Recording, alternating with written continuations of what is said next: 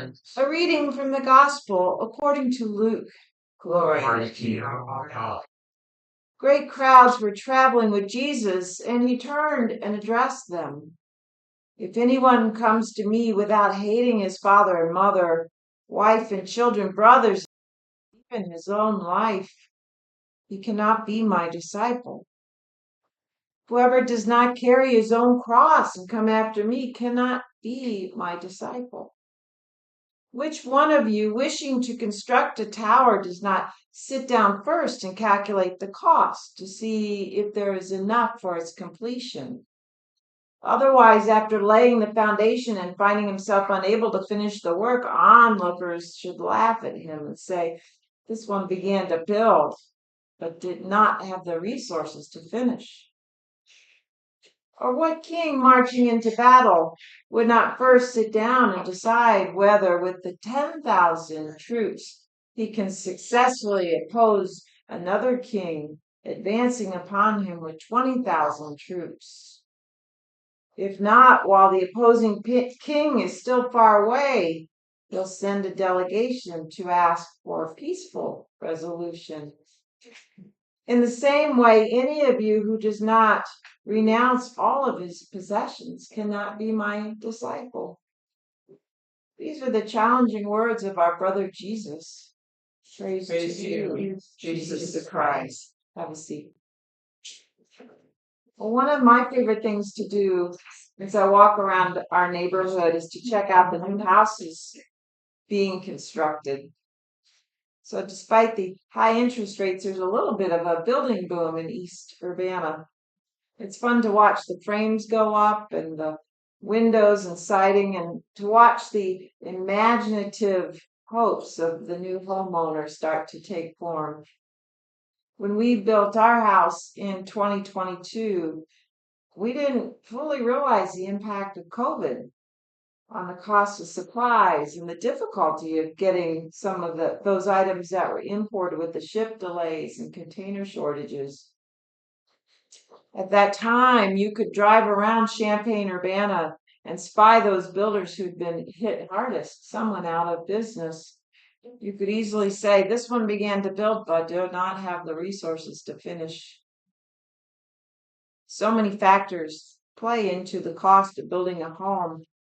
But what is the cost of following Jesus? I mean, really, especially for those of us who live in a nation built on the principle of religious freedom.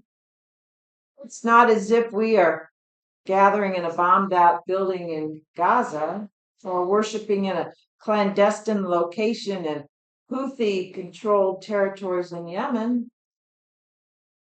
We might rein in some of our negative habits as a cost, or donate portions of our income or our clothing to the poor.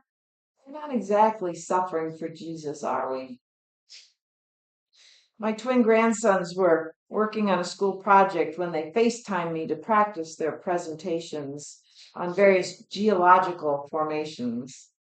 They were made out of salt dough and painted. Graham showed me a desert with an oasis, a mesa, and a butte. Sawyer focused on coastal regions with a sound, a marsh, archipelago, like the Inner Hebrides off the coast of Scotland that JP and I visited last spring. I asked the boys where they would prefer to live, and Sawyer said he would choose an island. He could have a steady food supply, and he would be protected from all danger by the water that separated him from invaders.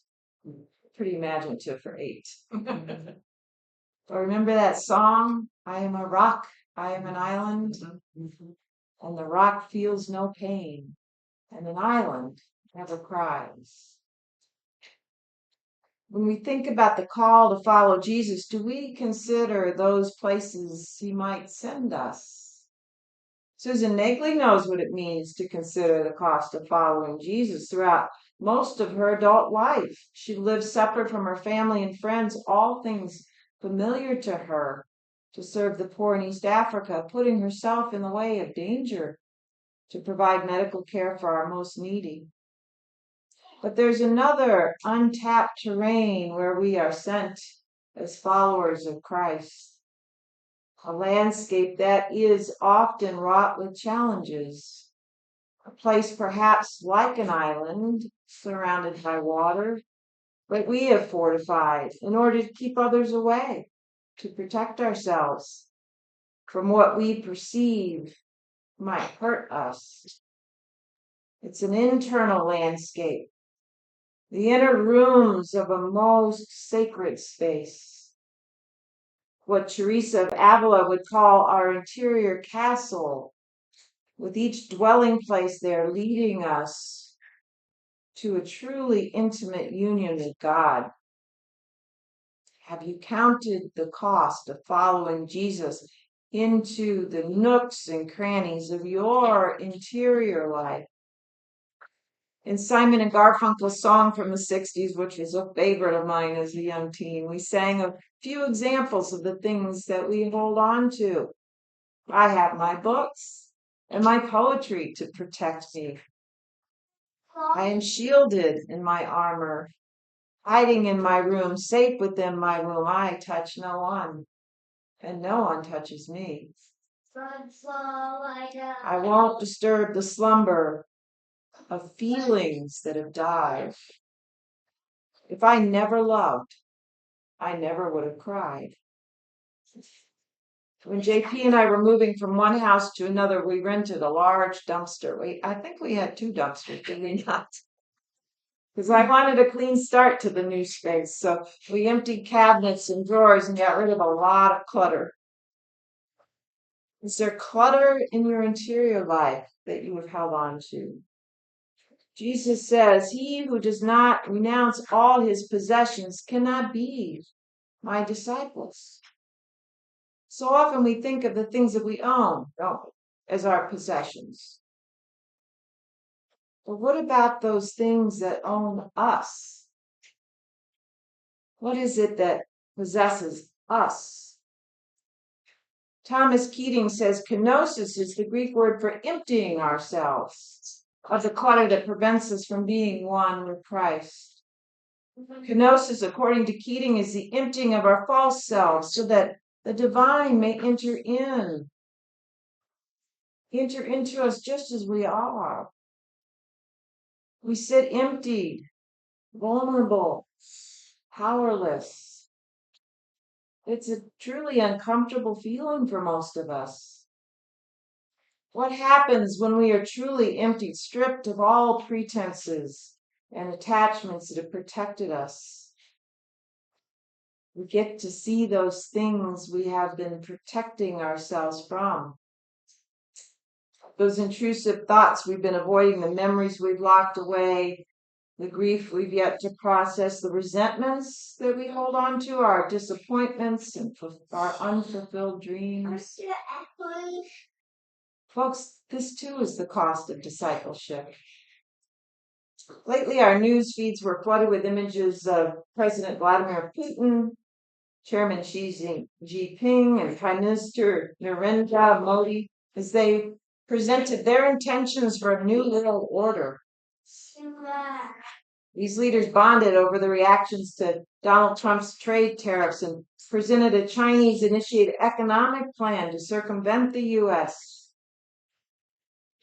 They may be all talk and little action. As the writer of the Book of Wisdom tells us, deliberations of mortals are timid and uncertain are their plans. Scarcely can we guess the things of earth, and only with difficulty grasp what is at hand.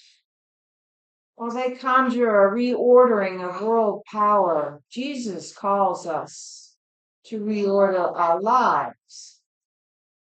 In this hyperbolic language, he challenges our relationships to family and friends, not asking that we hate them, but that we love God more. In the Gospel of Matthew, Jesus puts it this way: whoever loves his father or mother more than me is not worthy of me. We're being asked to reorder our lives under the identity of his disciples, putting Jesus above all else. What would it look like to reorder our internal lives? to give up those things that distract, protect, preoccupy us from emptying ourselves and being raw, naked, and real before God. A friend of mine is struggling with infertility, and it's been a very painful journey as she's been aware of every change in her body, every hormonal change, every degree of thickness in her uterus, trying to get to that state where she has an optimal potential to carry a child to full term. But buried not so deep in her subconscious are reminders of a stillborn daughter that she grieves. The date of that child's conception, her anticipated due date, what it was like to prepare for her birth. You see these glimpses of agonizing pain when my friend pauses for a moment in discussing the medical decisions that she's facing, and she's reminded of the daughter that she lost. You see, it's always in the pause that we are caught off guard when things bubble up that we might have been avoiding. Perhaps a traumatic event or a moment of shame, a difficult reality, or a task that we've been putting off.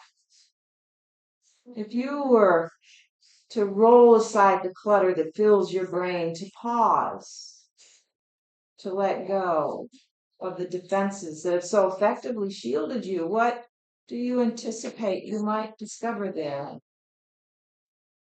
What is it that you are avoiding? What are you becoming aware of? Again, this too is the cost of discipleship.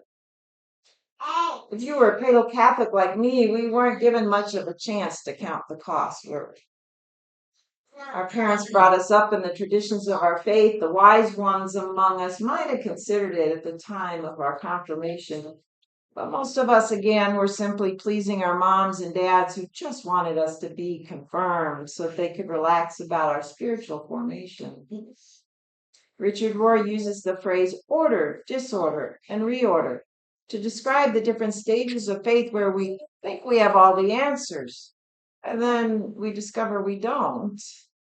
And finally, we learn to embrace a God of mystery, the one we can know but never fully know. And so as we count the cost of discipleship, which is really the same cost of being truly authentic, we are called within ourselves to move from order, where our books and our poetry protect us, to states of disorder where the walls come down, where we risk facing that from which we've been protected, to being reordered, recognizing that as we become authentic, we are not alone.